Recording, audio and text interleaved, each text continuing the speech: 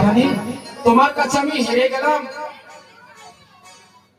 আজ থেকে তোমার ময়ূর পুচ্ছ আমি আমার মাথায় করে রাখবো। এই ময়ূর পুচ্ছে রাধা নাম লেখা রয়েছে, রাধা নাম লেখা। ময়ূরের পাখায় রাধা নাম লেখা,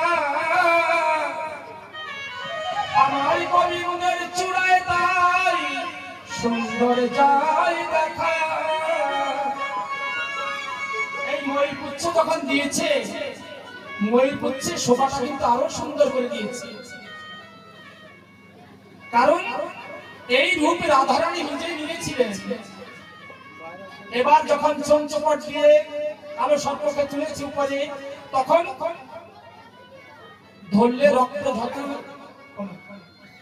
নখ যখন নখ দিয়ে ধরেছে রক্ত পড়ছিল, রাধারানী কি করেছে, বস্ত্রখণ্ড দিয়ে ওই রুধির বসুমাতা করতে দেয়নি, অর্থাৎ নিচে পড়তে দেয়নি।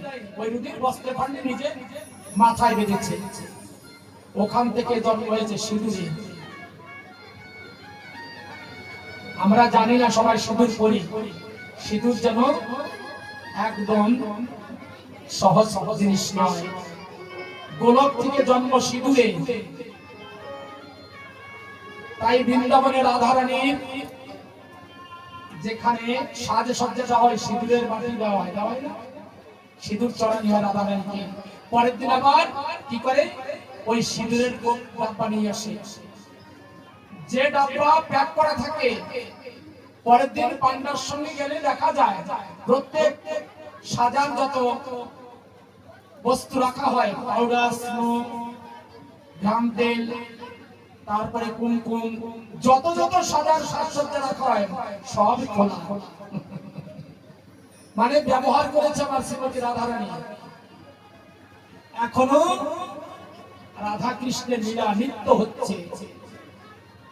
যদি কারো ভাগ্য থাকে দর্শন করতে পারে, এ ভাগ্যের প্রয়োজন।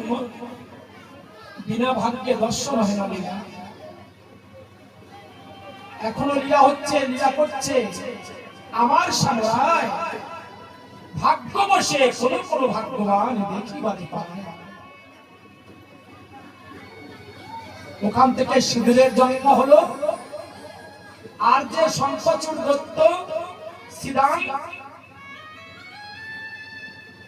এই শঙ্খচূড় দত্তকে যখন নিধন করলো বিষ্ণু বিন্দুদের সতীত্ব নষ্ট করে, তখন ওই শঙ্খ থেকে মায়েদের হাতের শঙ্খ এলো।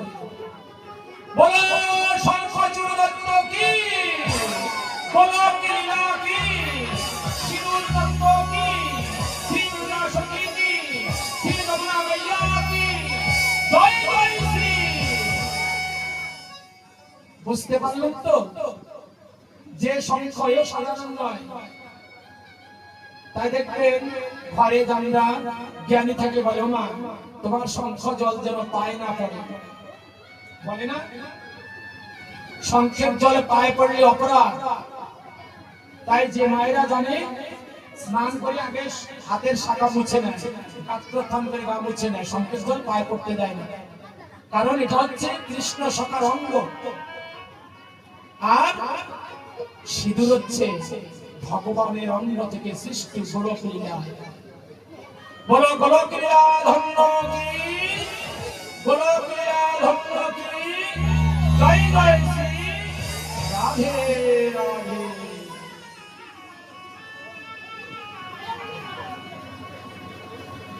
আপনাদের একটা ভজন কে শোনাবে?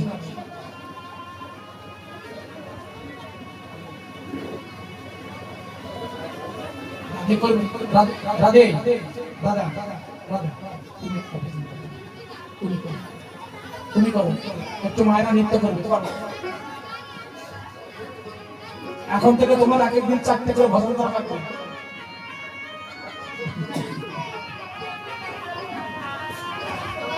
আমার শ্রদ্ধেয় গোপাল দাদা ত্রিবটে বসছে, আর তবলায় বসছে আমার শ্রদ্ধ চিত্ত গোসাই, আর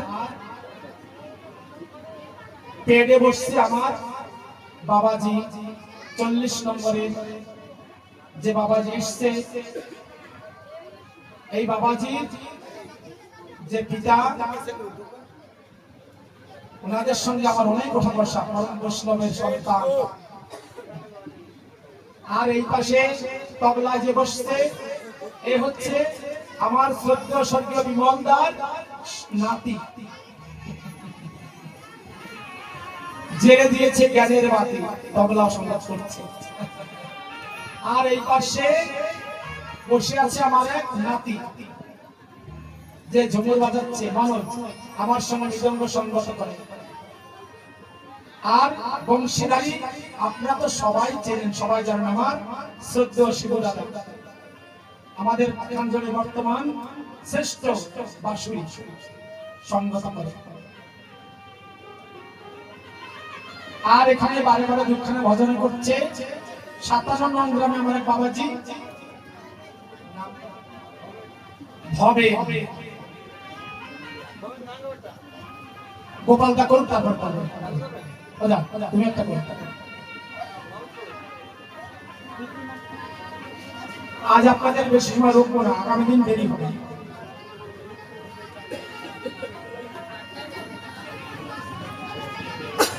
আগামী দিন দেরি হবে,